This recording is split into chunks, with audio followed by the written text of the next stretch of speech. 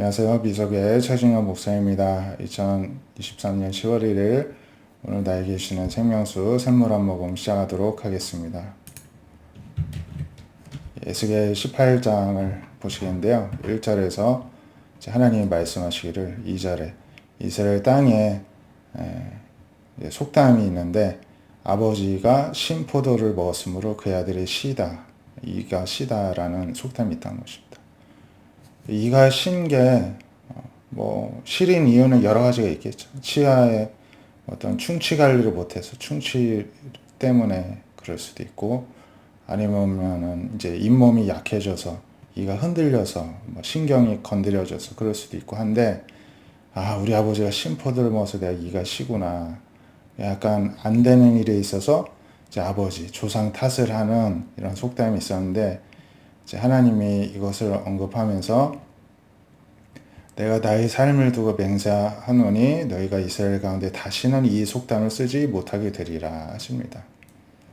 그 이유는 모든 영혼이 다 하나님께 속하였고 아버지의 영혼도 나에게 있고 그의 아들의 영혼도 나에게 속하였기 때문에 누가 됐든 범죄하는 그 영혼이 죽는 것이다. 각각 자신의 죄를 하나님 앞에 책임을 이제 하나님이 물으시게 되고 또 자신의 의로움을 하나님이 또 인정을 해주신다. 이렇게 말씀하시는 내용이 에스겔 18장에 있는데요.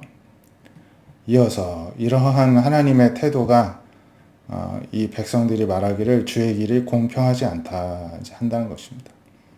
이에 대해서도 하나님 말씀하시기를 내 길이 어찌 공평하지 아니하냐 너희 길이 공평하지 아니한 것이 아니냐 하나님 반문하시죠. 만일 의인이 그 공의를 떠나 죄악을 행하고 그로 말미암아 죽으면 그 행한 죄악으로 말미암아 죽는 것이다. 또 만일 악인이 그 행한 악을 떠나서 정의와 공의를 행하면 그 영혼은 보존된다. 구원받는다. 이렇게 말씀하십니다. 그가 스스로 헤아리고 그 행한 모든 죄악에서 돌이켜 떠났으니 반드시 살고 죽지 않을 것이다. 그런데 이스라엘 족속은 이러기를 주의 길이 공평하지 않다 한다는 것입니다.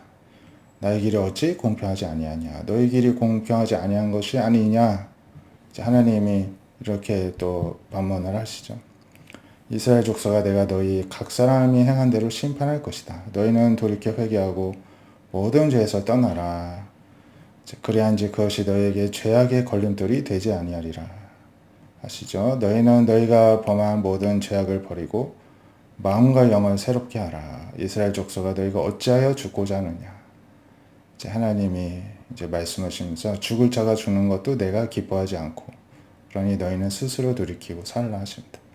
하나님은 악인이 벌을 받고 지옥에 가는 게 기쁘지 않다는 것입니다. 악인도 죄악을 버리고 마음과 영을 새롭게 하여 구원을 받는 걸 기뻐하신다는 것이죠. 그래서 결론은 죄악을 버리고 마음과 영을 새롭게 하라 이렇게 초청을 하시고 회개를 촉구하십니다. 곧 이 시기가 이제 곧 있으면은 이제 이스라엘 멸망이 코앞에 있었기 때문에 하나님이 이렇게까지 구체적으로 선지자를 통해서 이들에게 책망하시고 또 회개하도록 권면하신 것입니다. 빌립보서 2장에 보시면요. 그러므로 그리스도 안에 무슨 권면이나 사랑의 무슨 위로나 성령의 무슨 교제나 긍휼이나 자비가 있거든. 이제 성령 안에서 예수님 안에서 어떤 것이든 뭔가 은혜가 있다면 마음을 같이하여 같은 사랑을 가지고 뜻을 합하여 한 마음을 품으라고 하십니다. 아무 일에든지 다툼이나 허용을 하지 말고 오직 겸손한 마음으로 각각 자기보다 남을 낮게 좋게 여기고 각자 자기 일을 돌볼 뿐더러 또한 각각 다른 사람들의 일을 돌봐 나의 기쁨을 충만하게 하라. 너희 안에 이 마음을 품으라. 곧 그리스도 예수의 마음. 예수님의 마음을 품을 때에 나보다 남을 좋게 여기는 일이 가능하다는 것이죠. 예수님은 근본 하나님의 본체이시지만 하나님과 동등됨을 취할 것을 여기지 아니하시고 자기를 비어 종의 형체를 가지사 사람들과 같이 되셨고 사람의 모양으로 나타나사 자기를 낮추시고 죽기까지 복종하셨으니 곧 십자가에 죽으시니라. 이러므로 하나님이 그를 지극히 높여 모든 이름 위에 뛰어난 이름을 주셔서 하늘에 있는 자들이나 땅에 있는 자들이나 땅 아래에 있는 자들이나 모든 무릎을 예수님의 이름에 꿇게 하시고 모든 이름을 예수 그리스도를 주라 하시나요 하나님 아버지께 영광을 돌리게 하셨다는 것이죠. 그래서 나의 사랑하는 자들아 너희가 나 있을 때뿐만 아니라 여기서 나는 바울이죠. 더욱 지금 바울이 없을 때도 항상 하나님께 주님께 복종하여 두렵고 떨림으로 너희 구원을 이루라 하십니다. 너희 안에 행하시는 이는 하나님이시니 자기의 기쁘신 뜻을 위하여 너희에게 소원을 두고 행하게 하시나니 이렇게 고면하는데요. 예수님을 본받으라 하는데 예수님은 하나님이신데 신이신데 그 신의 자리에서 내려와서 종의 형체를 가지셔서 사람들처럼 되고 비참하게 죽기까지 낮아지셨다는 것이죠. 예수님이 내려오신 게 의미가 있습니다. 근데 원래 바닥인 사람이 그냥 바닥에 있는 거는 내려온 것도 아니고 겸손도 아니고 아무것도 아닌 거죠. 그래서 저는 어떤 남을 낮게 여기는 거는 어떤 결과적인 행위인 것이고 이런 결과적인 행위에 앞서서 선행되는 어떤 과정이 있어야 남을 좋게 여겨줄 수 있다고 말씀드리고 싶은데요. 그 선행되는 행위가 무엇이냐? 바로 그리스도 안에서 어떤 권면이나 사랑의 무슨 위로나 또 성령 안에서 교제나 긍휼이나 자비나 이런 것들이 우리 안에 일단은 채워져야 됩니다. 예수님 안에 있어야 되고 성령의 충만함이 있어야 되고 어떤 내가 세상을 다 가진 것처럼 또 세상을 다 잃어도 전혀 아쉽지 않은 것처럼 하나님에 대한 그러한 충만한 사랑이 우리가 가득해야 됩니다.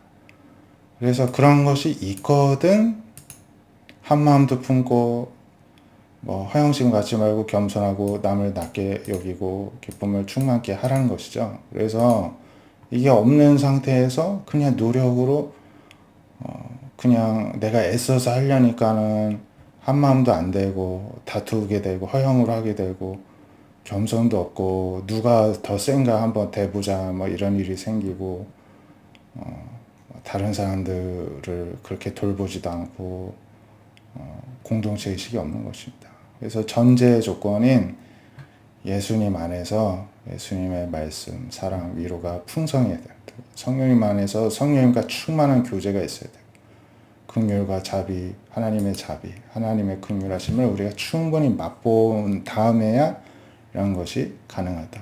마치 예수님도 하나님으로서 충분히 살아보신 다음에야 이것을 종의 형체까지 낮아지시고 그게 의미가 있게 된 것처럼 우리도 먼저 예수님 안에 성령 안에 충만히 먼저 거하는 것을 하시기를 권면드립니다. 마태복음 21장 23절부터 보시면은 예수님이 이제 성전에 들어가실 때 이들이 묻죠. 종교 지도자들이 무슨 권위로 이런 일을 하느냐? 누가 이런 권위 주었느냐? 예수님이 반문하시죠.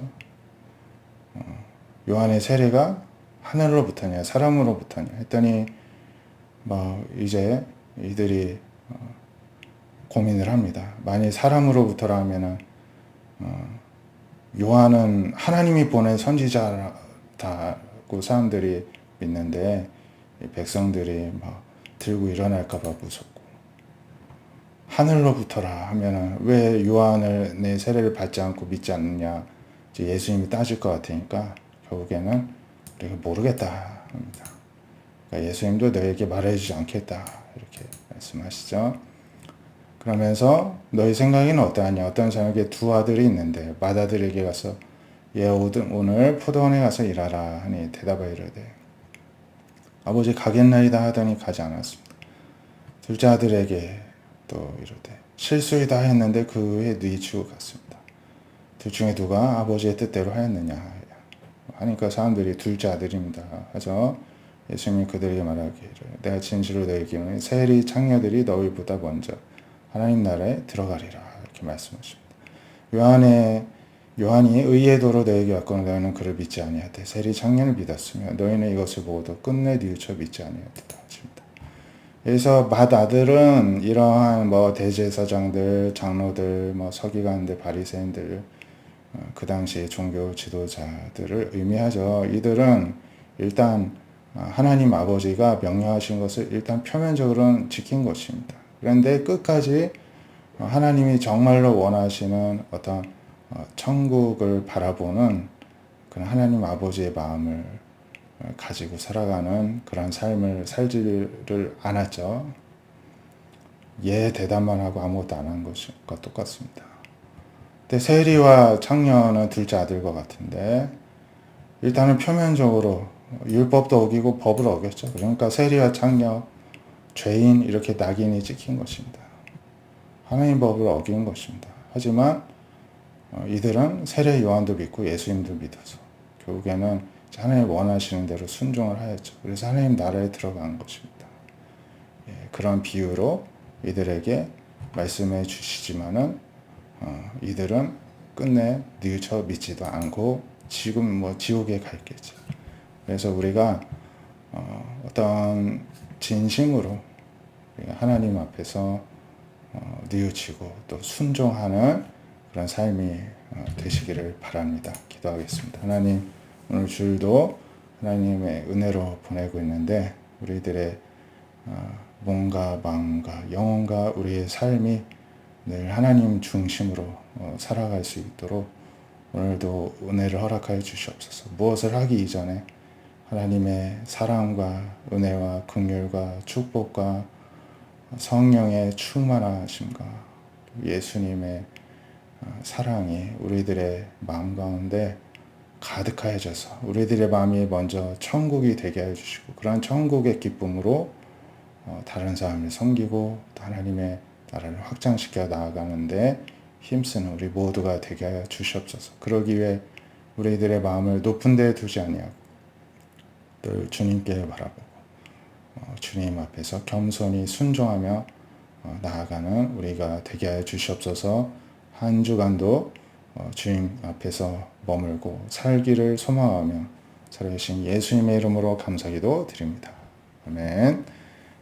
한 주간도 믿음으로 승리하시는 저와 여러분 되시기를 축복드립니다. 감사합니다.